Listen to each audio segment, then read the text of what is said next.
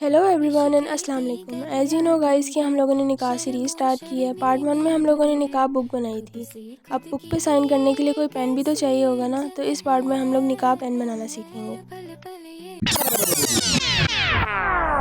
इसको बनाने के लिए हमें जो चीज़ें चाहिए होंगी उनमें सबसे पहले वाइट रिबन होगा, पर्ल्स होंगे, कबूल है के कटआउट्स होंगे, वायर चाहिए होगी और एक्स्ट्रा वायर को कट करने के लिए प्लायर चाहिए होगा और सबसे इम्पोर्टेंट 2 पेन।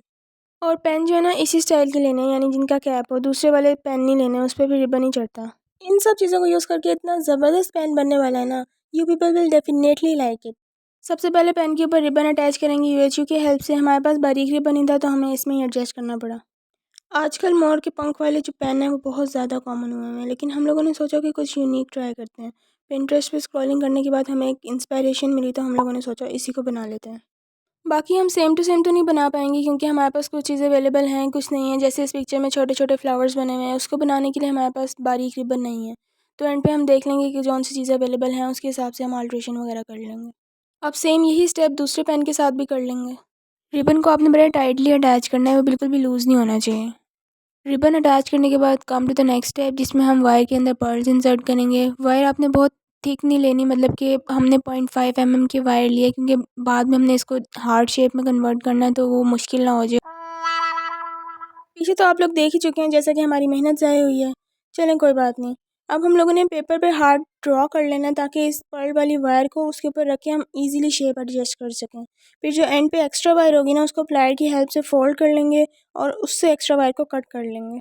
इसी तरह देखते देखते हमारा प्यारा सा पर्ल्स का हार्ट तैयार हो जाएगा। बाकी जो इसकी हार्ट की प्रॉपर शेप है वो हम मैनुअली सेट कर लेंगे। इस हार्ट शेप को हमने पेन की बैक साइड पर अटैच करना था, जैसे कि हमने रेफरेंस पिक्चर में हमने देखा था, लेकिन ये हैवी होने की वजह से ना उस पर टिक नहीं रहा था, तो हमने एक एक्स्ट्रा रिबन की हेल्प से ना उसको ऊपर अटैच कर दिया था ताकि फिक्स हो जाए अपनी जगह। रिबन अटैच करने के बाद ये इतना स्ट्रांगली अटैच हो गया था ना, जिसकी वजह से हिल नहीं रहा था। तो आप लोग ये स्टेप ज़रूर कर लेना अगर आप लोग इस तरह का पेन ट्राई करने वाले हो तो।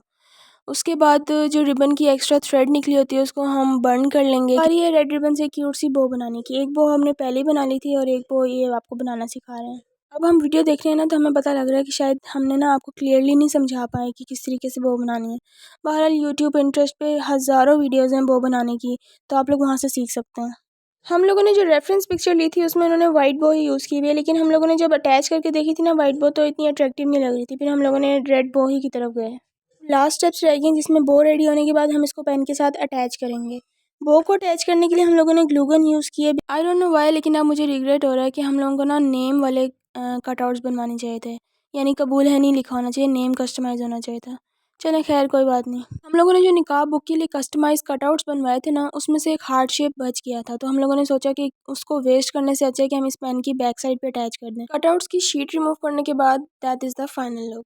इश्क मेरा बेशक है, मुझ पे ही